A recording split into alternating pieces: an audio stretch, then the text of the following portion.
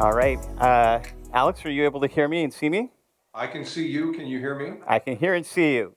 And there you are, larger than life on screen. Everyone, Alex Ross, my dear friend of 30 years. And yeah, I assume many of you are like me, love the world well, it's well represented here. And I don't know if Alex, you can see these images. For those who don't know Alex's work, which is probably rare in this day and age, he is the greatest comic book artist of all time, in my opinion. And of course, he's also my friend. But I mean, the work that he's done. I was telling a story. The first time I saw his work was 1994, a Marvel Age cover, and I remember thinking, "Wow, I'm seeing the world of Marvel." The way that, of course, you had these horrible, like, 80s and 90s, Marvel movies, but no, this was something where it's like it was made real, and it was done with this specificity and care of detail and storytelling. Even with, I think Kurt Busiek was writing those things with you. It blew my mind, and I think I wasn't the only one. Like, I over the years, J.J. Abrams or Kevin Feige or all these folks that have been touched by your work, Alex. It's changed the industry. I think this is why we have 20 years of Marvel movies, because you put the possibility of that in a lot of people's heads. And to this day, when I look at your paintings and I don't see those things translated perfectly, let's say into the films, although sometimes they've gone well. No, I think there's something really magical about the work you've done, and of course, it's beautiful and it's inspiring. So today we are here to dive into Alex's work as an artist, but also his ideas around storytelling and the future, and of course even technology, because there is a little bit of an intersection there with some of the stuff we've been doing over the many years. So with that, Alex, yeah. Uh, I will say, let's maybe, I don't know if you can see these slides. I put together, I went through an old deck, and there is, if you see render, it's the old render symbol. This is how old this is. But we were, I was showing earlier the Gene Roddenberry archive, all the years. You have a whole team building everything in Star Trek. I was really inspired only to do this with one other person, which was Alex. And part of it is because I love his work. Part of it is because I love the stories that he's created. And the other thing that kind of got it going was this trip to Paris that I think I took in a long time ago. And I sent those pictures to you. And it was there's artworks. There's also physical pieces like your Spider-Man mask. And of course, this is an image of your the Mike Hill Superman and Batman that are in your museum. But the idea of representing your work, I mean, it definitely deserves that and merits that. And I also feel like we've been exploring for 20 years, looking at building, taking these things into 3D. I wasn't sure. Like, I think the very first time you and I ever spoke about anything in 3D was when I was doing this Superman game for Warner Brothers, and you saw this render of it in 1997. And I thought you would hate it because I was like, well, why would Alex Ross like anything that is not drawn by hand? But you loved it. You're like, oh, this looks great. And I made my life at that point, because we didn't know each other that well. And I was like, wow, Alex Ross thinks this is amazing. And what I've learned, if I may speak to this, is that you have this deep appreciation for rendering and for technology that is well outside of, I mean, the way that you, I think, work from an artistic perspective. Like, you don't touch digital; everything is done by hand. For 20 years, I couldn't get you to even look at a computer screen, and yet you have this deep appreciation of all of it. And I think it's just a fun and fascinating perspective that I've come to know over the years. Well, I would ultimately want to clarify that my appreciation for the computer arts comes for the nature that always there's other people creating artworks by other means than what I'll devote myself to. So I don't need to be somebody working with a computer to appreciate the time and the quality of work, the accomplishment of that. And since you spend your time in that space and you wanted to work with me on building assets, it's a great access point of I build this ground basis thing in paint on paper, and then you translate that into 3D, and we see how well the translation can bring to life the imagined ideal. Because everything I'm doing on paper is with the same intent as somebody working with a computer. You're trying to make something breathe. Yeah. Yeah, it's true, and I've started to understand. it's funny and you look at some of these, and these are really old. Like I think Space Ghost is from 2007.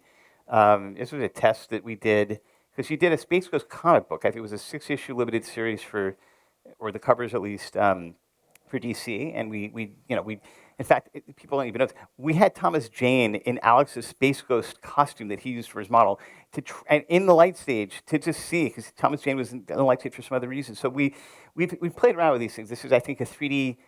Jeff Holman, who's one of our longtime artists, built this 3D back kit from Justice, your DC comic book. So it's just, I'd say that for me, working in 3D and seeing how you react to it is weird, because like I imagine that when you're painting and Alex Ross painting like what we're seeing here, it's almost like I'm appreciating the reality of what you're doing. Like for me, if you paint something, it's almost like it becomes canon in some strange way that nothing else quite is. Like for me, this Cato and Adam West thing, it happened because it's your painting, and it's like the authenticity of all of the continuity of your work is pretty amazing.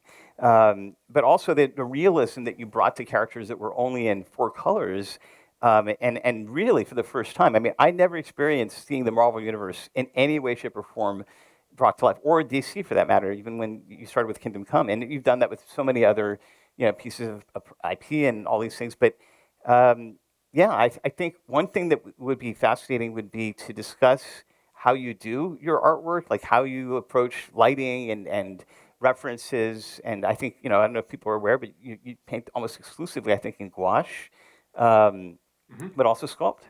Well, just so you explain to people that gouache is a watercolor-based paint. So it can mimic a lot of other things. It can look a lot like acrylic, and it can look like oils. So that's why I play with it, because it's quick and fast, and it doesn't necessarily mean that I'm spending weeks working on a single painting like, say, Norman Rockwell might have before, if anybody knows who Norman Rockwell is anymore. Oh, I think this audience hopefully does. But it's a generational difference at this point. I think this is another interesting, blast from the past. So there's this Green Goblin bust. Is that did you sculpt this? Is that from your sculpture? No, that is Mike Hill, who is now an Academy Award winner for Frankenstein, I believe. Amazing. And he did your Superman and Batman sculptures, right? Yeah, he did the statues I have of Superman and Batman, and he sculpted a number of Marvel characters, life size, that we released about 20 years ago. And so Green Goblin was one of them, Spider-Man was one of them. Yeah. And he was following turnarounds that I did, just pencil and paper, but I had already worked with most of these characters by painting them before. So there was a lot of reference to look at from what I was directing him with. Yeah, the light stage scan that we did of it was it was one approach to taking your artwork, which was then translated into a sculpture and then into 3D. I found this as well, which was the Gulag from Kingdom Come. We had Jeff, who built the back kit. I mean, we built this thing, and I think this was when AR Kit first came out. And I was like, Sam, who's in the audience, who was working on our AR Kit project, just brought your artwork into augmented reality. It was still a beautiful piece. Yeah, that was almost 10 years ago now. Yeah.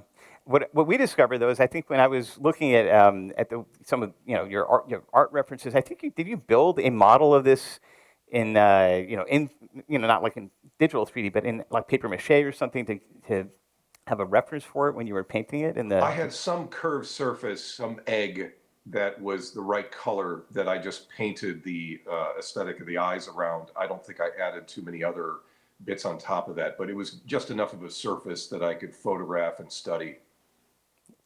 I was going to ask you also in terms of like, the comic book world, there is a dichotomy, I guess, even today between like digital and not digital. How do you see that? How is that growing? I mean, I'm not like super familiar with it, but it feels like that would also be, it's just relevant given that there's always the tension between what digital can do and of course what, human hands can do. And how does that play out in the world of comics? Comics are still judged by an aesthetic of the veneer of the human hand. So what we have happening that I'm less engaged with, certainly since I don't work on a tablet or on a computer, artists are using source materials to build the forms out of, and then effectively drawing on top of that. So they get a capture of sample figure bodies and backgrounds, and they can manipulate those in various ways. And again, just like with 3D work and computer,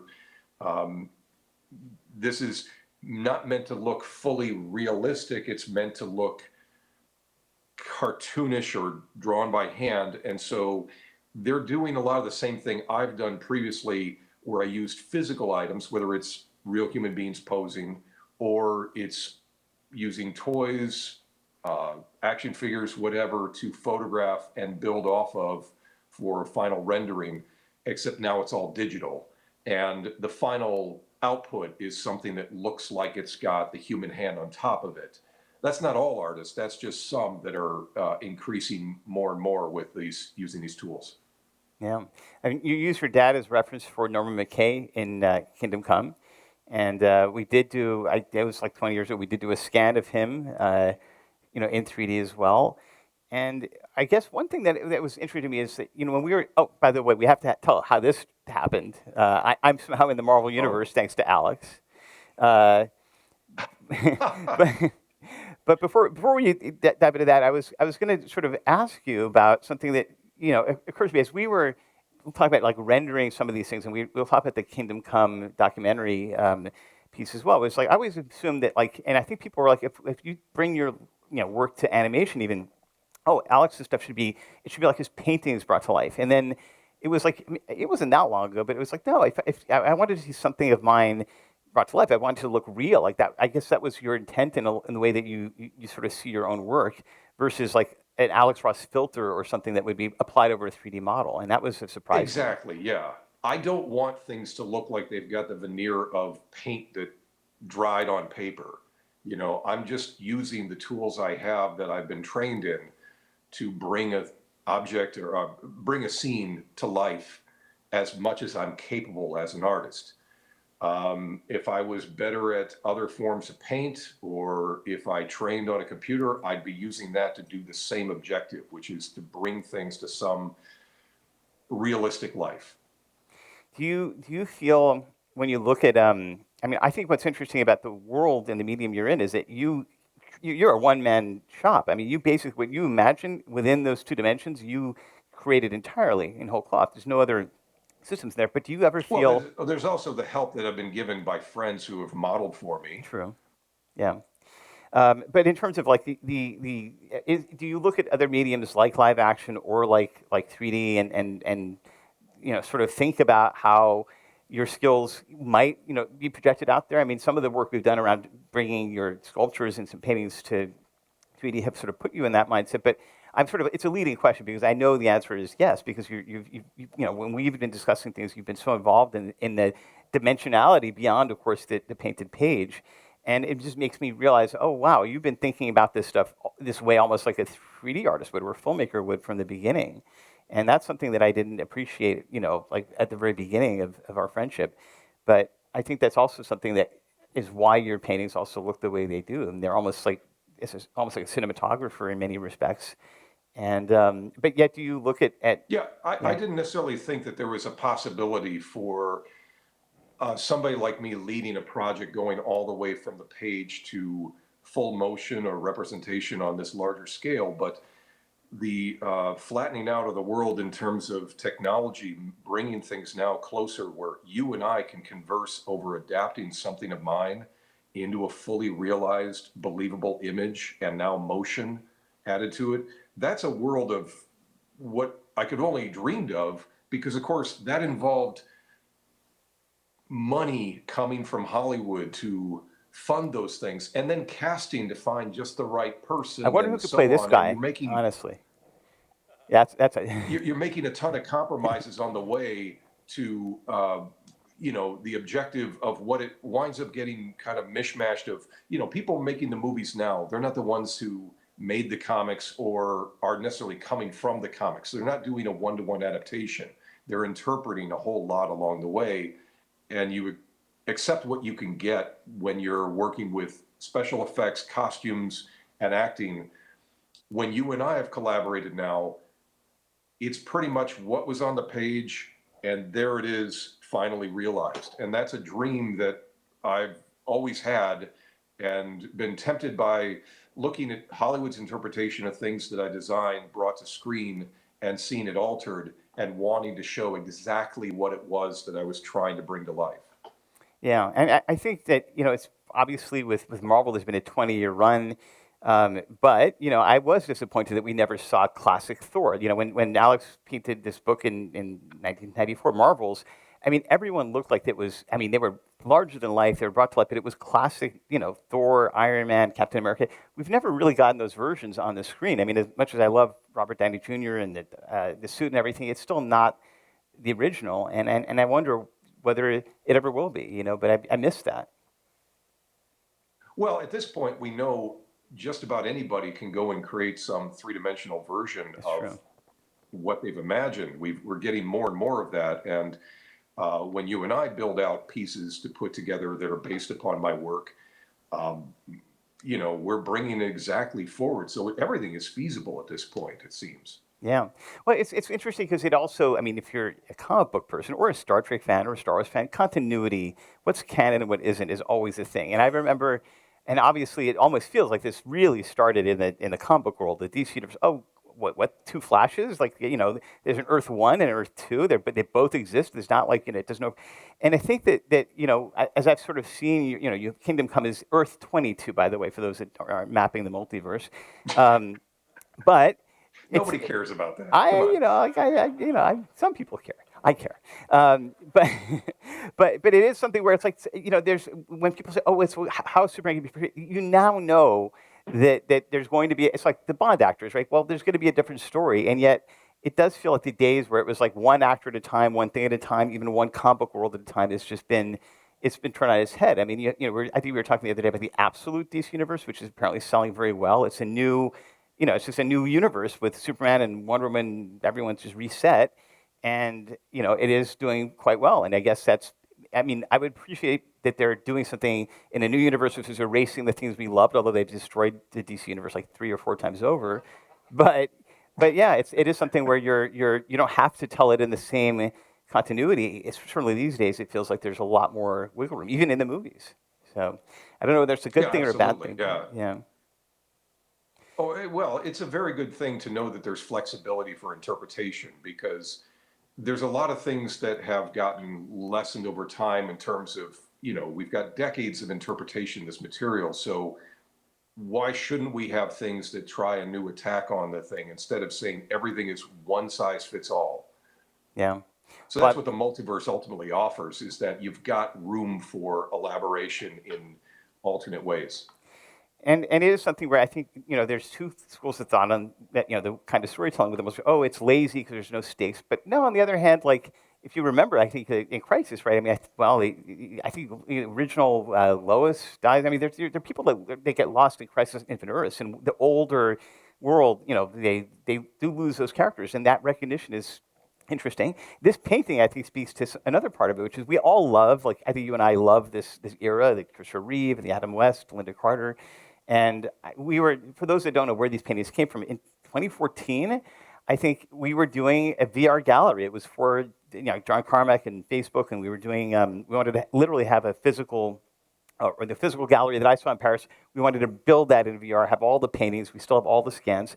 And Alex did about, I think it was 10 to 12 paintings for this thing. And I think you gave me like first crack at like, what do you want? It's like, oh, we got to paint Christopher Reeve and Linda Carter and John Wesley Shipp. And you did that. But these things are wonderful. And this is long before there was even a Batman Superman movie. So again, sort of seeing this so well represented and research. Like there was actually all those actors. They were in a special with Adam West. It was not just Batman and Robin. They had all the Green Lantern, Flash. It was a 2-episode thing in what, 78, I think. Um, yeah, 79, yeah. 79. Yeah. And because it overlaps with when Linda Carter was still playing Wonder Woman on TV and the Superman movie had just come out the year before, I wanted to show the full breadth of how the DC universe had been adapted for live action at that point in history. Yeah, and it is. I mean, I guess the Flash movie was a swing at like saying it all exists, it all happened, and unfortunately, it was not well. I think it was the fact that it was bad CG, and they didn't even ask, like, I guess, any, like Christopher Reeve or Helen Slater. We found out later, and that's not great, but if it had been done right, it would. I mean, I love Michael Keaton as Batman, but there's this kind of thing where it's tricky. Uh, and yet, I think looking at, like, I don't know if you can see this. I have, so the Alex Ross archive is largely it's your paintings, right, at this point. And I think early on I put together this collage with almost one from every different world or timeline or story that you've done. And there's even one for that you did for the Shogun Warriors in the very bottom there. But looking at all these things, I mean, it's a lot, and it's one of the reasons why I like the idea of an archive of your work, because it's so broad. I mean, it just touches. I mean, everything I love is basically somewhere in one of these little windows into these stories, and each one of those paintings was like a. I remember the Spider-Man, Superman came out in Wizard, like a Wizard magazine, which is defunct now, would publish a lot of these special covers that Alex would do, and they were actually wonderful. And I think the Spider-Man, Superman, is being reprinted for the 50th anniversary of that crossover, I think. Yeah, that came out at the start of this year, and there's more stuff to come as far as DC Marvel crossovers that I'm contributing to. Yeah, I think that the last time there was the official crossover was Kurt Busiek, the JLA Avengers. I mean, other than these sort of one-off crossovers, that was 2004 maybe or something. It feels like it's been a while. Earlier than that, I think. Yeah. Yeah, this is, I mean, it's probably hard for you to see over Zoom, but at least here, and also in our exhibit, your paintings are like just blasted on a 16K wall. But I'm looking at that. Nobody's going to be able to make that out there either. So that's a no, it's huge. You understand? In the exhibit, it is like literally, it's like a mural. It's awesome, and there are not as many, in there.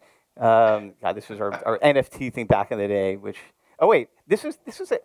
You apparently, according to Wikipedia, created the Omniverse, which is the multi-universe of the universes, and you seem to not be aware of this when. Well, it's probably because Jim Kruger, the writer of the project, actually stated that name, so I just get co-credit. Or do I get singular credit? Apparently you did. Wait, no, Doug Braithwaite, I guess. It was.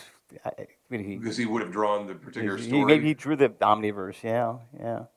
Okay, so Jim Kruger is just left out of it altogether. Well, Wikipedia's not perfect. They won't let me alter the character you made for me. I was like, I'm this character. Like, no, you're not. I was like, okay.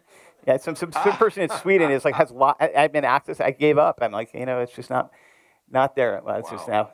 This is the wrong deck. I think for the rest of this we can talk through some of the things that you're working on, because one thing that is pretty exciting is you're doing another Marvel book, and this one for those that aren't aware, I think you did a Fantastic Four book that came out, and maybe you could describe it. And it's almost like a Treasury edition size book. And this is in that same vein, and it's Marvel Dimensions, and it's 112 pages. I don't know what you want to share about it. I know some of it is still under wraps, but it's coming out in September. There's the cover. There we go. Yep. Here's a working model of it. So it'll be coming out at the end of the summer. What inspired you to do 112 pages, like end to end in one release like that? That seems like it's a big chunk of effort, time, and intent for a single release. It winds up being kind of my big statement on the Marvel Universe in a way. So I had a bunch of ideas that I threw into a blender, and this is what came out. You'll get within this book stories retelling the origins of the Marvel characters, as well as introducing you to a sort of different version of Marvel along the way. So what starts off as seeming like origin retelling turns into a larger story itself, and a challenging one that has a lot of character invention within that. Amazing. As far as the future of both the comics and the movies, I think you're in a place that I do ask you about this a lot, but it would be great to share your thoughts on where you'd like to see the movies, and it's really the comics, of course, which you're involved in. Where you'd like to see them going, where they're not going. Like, where do you think they'll end up versus where you'd aspire them to be a little further out? Oh, well, in terms of what I want as a fan is in some ways more of the same, because I have a great deal of respect with the work that has been done from a lot of this stuff. I am a big fan of Kevin Feige's leadership in building the Marvel Cinematic Universe, and I enjoy a whole lot of it. So whereas I can be very close to the material as somebody who's both worked on it and read it my whole life, I can like one thing and not like another. I generally respect the choices made and the contributors coming in and building this stuff up. But what I always desire as a fan is seeing a one-to-one translation of things. Yeah. Because I find it so astounding when you get a sourced actor or physical interpretation of character that's directly off the page. And there's a stimulation of that I think really goes around the world in terms of what people remember of a certain design and concept. And now and again, we get that here and there. Sometimes it's treated like it's almost a throwaway joke that we make a character look like the way they were costumed in Captain the America. comics. Yeah. Exactly. Yeah. Yeah, that's a perfect In the movie. example. When in fact, that spurred me on because they treated the classic Captain America costume like a joke. I wanted to build it out physically to prove it was no joke, that it was this impressive thing if you have it on a very impressive form, if you don't treat it like it's a cloth costume and you treat it like something that he actually went to war in.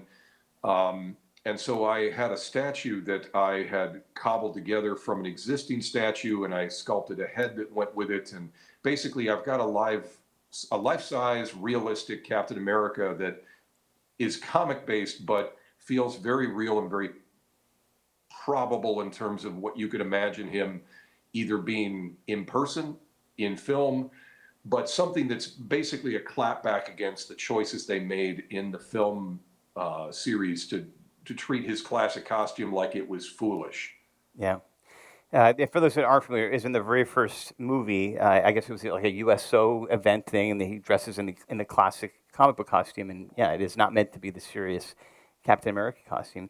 And by the way, your giant Captain America is incredible. And I did with the phone. I did create a Gaussian splat. I didn't have a full scan or anything, but we have that as a 3D model. But also, yeah, I mean, it's incredible, and it does look amazing. I mean, it's like it is larger than life, and it is classic. It's a classic look. You know, it's funny, Rod's in the audience, and I think we're doing our talk on Star Trek next, but it feels like a lot of these are the same sort of things, where it's like, well, don't change what's great about the classic Enterprise. Like, there's no need for that. I mean, it has this status that can be made to, I mean, you want to light it more modern, great, but I think that's what, you know, you're showing that with your Captain America interpretation. I do feel like, you know, since Superman is being interpreted in so many different ways, I just feel like they keep missing what was essential and I think almost perfect with the original costumes, you know, that Chris Reeve wore and even George Reeves. And it is interesting, but also the latest Superman has your symbol on the S. And many other different, I mean, it's like a cobbled together from many different Superman things. So your symbol is on there. I guess Jim Lee's collar. I mean, it's just weirdly together, but you know, that was when you did this symbol, it was meant to be a special version of Superman from a future timeline, whatever. And now that is like the main. I mean, Supergirl has the same thing too. How do you feel when you see that? I mean, there's a mixture of pride and maybe you're like, well, this isn't exactly what I had in mind. I mean, you know.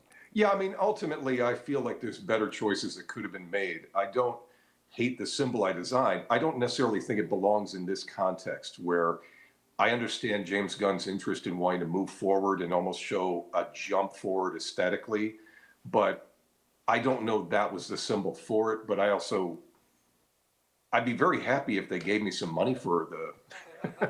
We had Ari here earlier. I usage can get him on the case. So he apparently is. Yeah, please. He Yeah. just told everyone today that You Warner know. Brothers Paramount is going to close by June or July. So maybe, and I guess that's are the pretty new. fast. Sorry.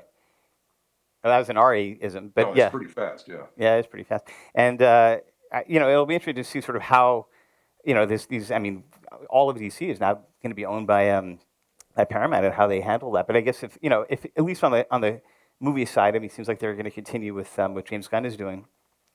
I wonder, from your perspective, though, on the comics, where you were mentioning this to me as well. We were talking about the different, like the absolute comics, the ultimate Marvel universe. Talk to me a little bit, or talk to the audience, I guess, about where you're seeing that going. There were some interesting things you were sharing with me that I think would be interesting for others to hear as well, about how you think that there's a popularity aspect to it, but also are these the best ways to introduce the characters or to have their value be measured? I mean, that's something that your perspective is really unique, and I'd love to have that be something that Wait, which part so of what the I think of? absolute DC books, right? The absolute Wonder Woman and the absolute, for those who don't know, those are recent reboots of the DC characters, and they're apparently selling very well, but not all of them are better than the originals, and there is a tension of whether or not this is, whether or not the audience of comic book readers is really appreciating the source that it came from. I don't know whether that's something that you feel is you feel strongly about, but Well, I do as a fan, but I mean, I can't begrudge what they're excited about. I can say as a reader, I would fully embrace and recommend the Kelly Thompson absolute Wonder Woman is Wonder Woman great. Yeah, book. it's really good. Yeah, that is the best written, and I was reading all three of the main ones, and that's the one that really stood out to me. So uh, that's the most I can say about it. As far as like a new veneer of redesign around these characters, I'm probably not the right generation for it. I'm Yeah. still enjoying a lot of the mainstream stuff being done with DC. A lot of the stuff done by Mark Waid right now, where he's written on World's Finest and on Justice League, are very compelling books made for, I guess, fans of my ilk. But to me, that's the most exciting stuff I get drawn to currently. Yeah, and for those who don't know, Mark was your writer on Kingdom Come back 30 years ago. Hmm. Yeah, I feel like there's the comics industry. I mean, Ari was also describing sort of the peril that movies are in. I mean, it feels like physical location, physical media is definitely challenged by digital, but in some ways, the medium of comics, even when I read it on the iPad, I mean, we've had these discussions many years. I still want a comic book. I want to read it this way, whether it's on paper or digital. Although I know for you, it's very important that it is on paper. How do you see the health of the comic book industry, going forward? Whether, I mean, obviously there's a lot of changes happening in terms of generationally, people have different tastes. Distribution is different, right? I think Diamond is like out of business. You're in the midst of Yeah. it, so sharing that would be interesting, I think. Well, it also comes down to how much I'm really fully aware of. What I never wanted to keep track of over the last 25 years is where the numbers have fallen to from my heyday of the 90s. So, as far as how successful everything is, I don't want to know the specifics because I was part of an era where the money was much better. Not that I saw image money, just that I knew that my work was reaching a lot more people through many more bookstores and a much more robust comic sales level. Um, Nowadays, I'm still seeing great work done by many talented people, and the things I've gotten to work on have had the kind of presentation I would always dream of. So the current graphic novels I've worked on, like the Fantastic Four one and my current upcoming one, they're printed exactly the way I want them to be. And the size of the work is more in your face, larger than a traditional comic. The future has been graphic novels for some time now, and that has expanded and changed the whole landscape of the business. And so I've moved into a bit more of that aside from the cover work that I do. You likely wouldn't see a traditional floppy comic from me again simply because I don't know who it's going to reach and how successful that would be in terms of really getting my stuff out there to people. I really need to have the best printing for any of the painted color I do or the line work I do to really come across as well as I'd like it to. So, but I haven't given up on the traditional comic scene. I just don't know if there will be a turnaround for it. I'd like to think that it has always proven to go against whatever predictions that are dire for the business. And people have been talking about the industry dying ever since the introduction of television in the 1950s. And it keeps going through cycles of coming back up and becoming a little bit more popular in these different cycles almost every decade. So even if we say, as we talked about before, whether there was superhero fatigue, there's also a certain amount of superhero stability that should happen. The Western in film never fully went away as much as they claim it did. There was Westerns throughout the 1960s and 70s and 80s, just less. Yeah, it's true. And so if you had less superhero movies or comic derived movies, that's not a terrible thing, especially if you're talking about some of that kind of translated content going over into other media in television, on YouTube. I don't see that as a terrible outcome. Yeah. It's just a migration of the content and concepts. Well, I think for our generation, we do live in incredible times. I remember when the Marvel movies were starting to kick off in the 2010s, and I'm like, I can't believe we're getting a Thor movie. Like Thor was like a unknown character in the like Lou Ferrigno's Hulk. They didn't even get the character right. You had like two people were playing Thor. We live in crazy times where you'd think that the attention that all of these superhero films have given to the medium would translate into sales. But the fact that these things are now embedded in the mass consciousness is good. And I think that good storytelling, good movies, hopefully always be compelling. And I think this world and this universe, or multiverse, or omniverse, is ripe with possibilities.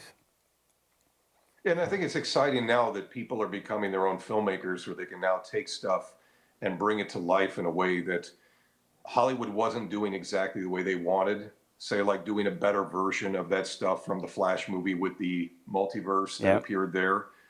I've seen, you and I have both talked over the many various videos that now come out that are superior to what was in that film. Yeah. And the fact that people are choosing to make it on their own to give the kind of content forward that they wanted, it's time. Its time has come.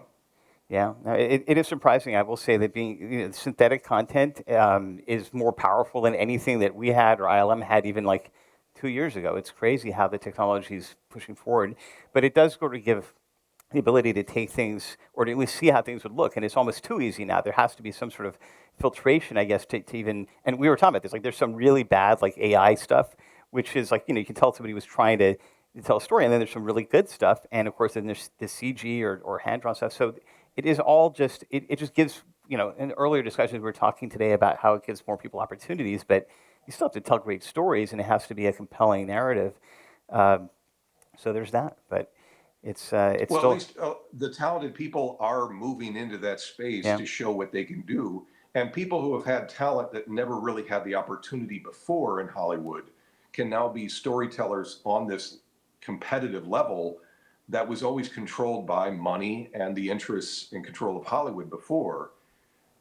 It's a freedom to say they can just take these assets and start building new things, especially with designs that have never been given the sort of open control to what the audience wanted to see and now being interpreted exactly the way they wanted it.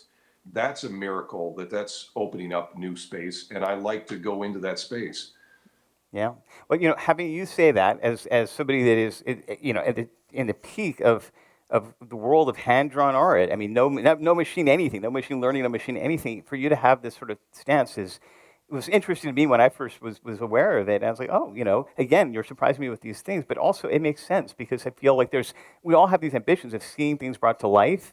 Obviously, in some cases, the technology to do that, even with CG, even some of the stuff that we were experimenting with was like, it was fun to see your stuff turned into a CG model and like looking at it from these angles. So it is a world where the tools are becoming easier. And of course, like anything, with great power comes great responsibility. But on that Well, now, note, like also when yeah.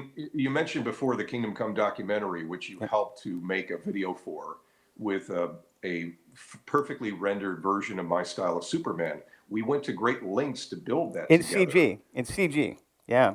And Clay Yes. Sparks, who And was here, sculpted it in ZBrush and did a whole article on it. And then on Twitter, I was like, it's AI. I mean, it was, um, yeah, without even reading the article. But, it is, but yeah, that was something that was an incredible project. We spent a long time working with you to get your exact vision. No actor in the world could play Superman at this scale, and there it was, for the documentary.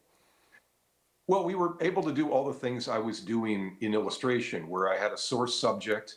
And in this case, we had a life cast of that friend of mine. Frank Casey, yeah. So we scanned that, and then we built on the layers of what we would embellish his face with in terms of slight alterations to his features. We had to tweak these things very carefully. And then we were sourcing a more muscular body, and everything from the clothing to the hair was all carefully figured out to match exactly what I was going for. And now we have this object that we could photograph as lifelike as anything, and it's going to be more real than I can render with paint. Yeah. And it was an interesting experience to sort of go through that and realize there's no actor in the world that's really going to. I mean, you can get your modified Casey to get us partly there, but it ultimately he is larger than life. And it's like when we were looking at the Masters Universe trailer, which I'm sure the guy worked out and did all these things. Like, you kind of, you don't need to be. I mean, Dolph Lundgren had this physical presence. The character sense, the physicality is such an important part of who they are that it feels like there's no way to sometimes portray them without this sort of larger than life figure. And maybe with CG and the tools that we're looking at, we can explore that. So. Yeah, no, Yeah. I'm very excited about the possibilities to go into with building assets like that, to bring something to life that otherwise they come close in Hollywood, but then because they're trying to source off of working actors who are already in the field, not necessarily finding somebody new who matches this, you're always kind of accepting what they can come close to as opposed to just bring it to life. Yeah. Amen. Well, we are at the end of our wonderful talk. Alex, thank you so much for joining us at RenderCon. This is a Thank pleasure. you for having me. And everyone, please check out his amazing art all over RenderCon. Thank you, Alex. Thank you so much. Thank you.